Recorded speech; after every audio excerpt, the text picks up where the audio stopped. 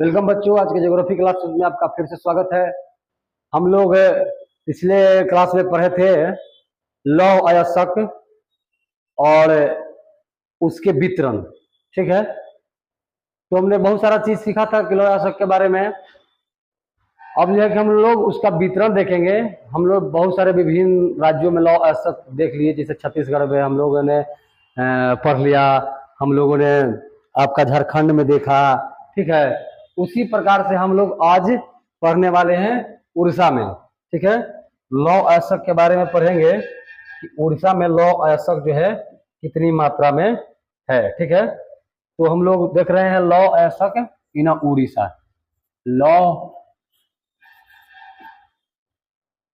अयस्क, ठीक है, कहाँ पर? तो हम लोग देखेंगे यह उड़ीसा के बारे में। ठीक है, हम लोग देखेंगे किसके, कहाँ पे? उड़ीसा में। ठीक है, हम लोग देखेंगे उड़ीसा में। ठीक है, देखिए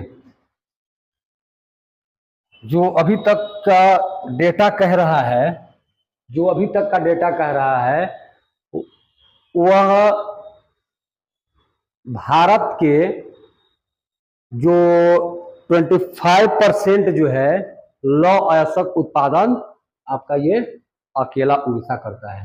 ठीक है, उड़ीसा कितना करता है? 25% जो है, ठीक है, 25% लौह अयस्क अकेला आपका उड़ीसा करता है। ठीक है, कितना परसेंट? 25%। 25% जो है आपका अकेला उड़ीसा करता है।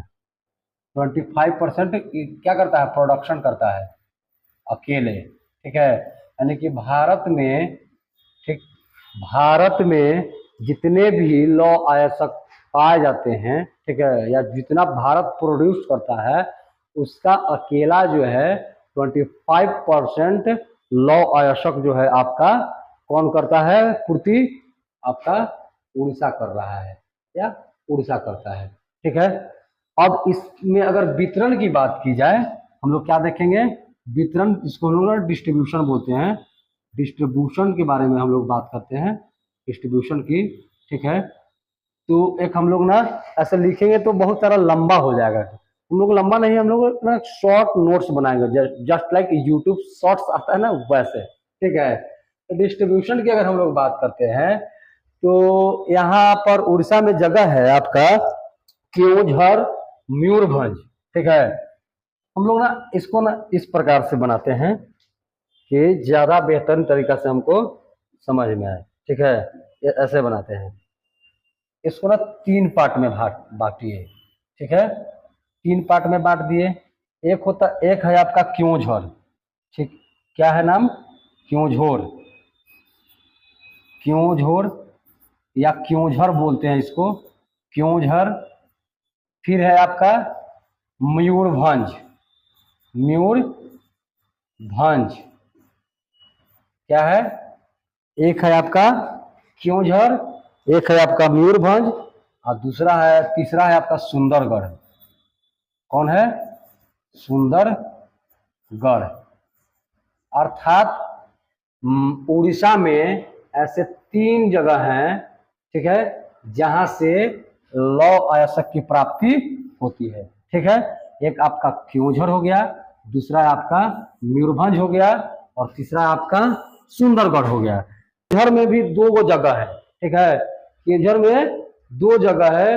उन 2 जगहों की अगर हम लोग नाम की अगर चर्चा करते हैं, एक है आपका बरबिल, एक है आपका बरबिल, ठीक है, और दूसरा है आपका मेघाहाता, मेघाहाता। ठीक है, एक है आपका मेघाहाता। ठीक, मयूरभंज में 3 जगह मिलेंगे आपको। ठीक है, मयूरभंज में 3 जगह मिलेंगे। एक हो जाएगा आपका गुरु मटिहानी, गुरु मटिहानी। एक हो गया आपका गुरु मटिहानी। देखिए, एक है आपका सूलेपद, इसको ना हम लोग आगे बढ़ाते हुए लिखते हैं इसी को, ये तीसरा नंबर पर है, ये आपका इसका पहला हो गया, ये दूसरा हो गया, इसको बोलते हैं हम लोग ना शूले पथ। एक आपका हो जाएगा शूले पथ, ये दूसरा नंबर पर हो जाएगा मयूरभंज में, और तीसरा नंबर पर हो जाएगा, ये हो जाएगा आपका बादाम पहाड़। ठीक है, तो हमने देखा बहुत ही शॉर्ट ट्रिक से, देखिए कितना शॉर्ट ट्रिक से बता दिया। अब इसी को कहानी का फॉर्मेट में लिखेंगे हम लोग, तो थोड़ा सा लंबा डिस्क्रिप्टिव हो सकता है। इसको ऐसा समझिए, एक ओवरव्यू हो गया आपका कि लौ अयस्क जो है, ठीक है, लौ अयस्क उड़ीसा में, उड़ीसा का लौ अयस्क के बाद तब हम लोग करते हैं, उड़ीसा देश का कितना प्रतिशत है, देश का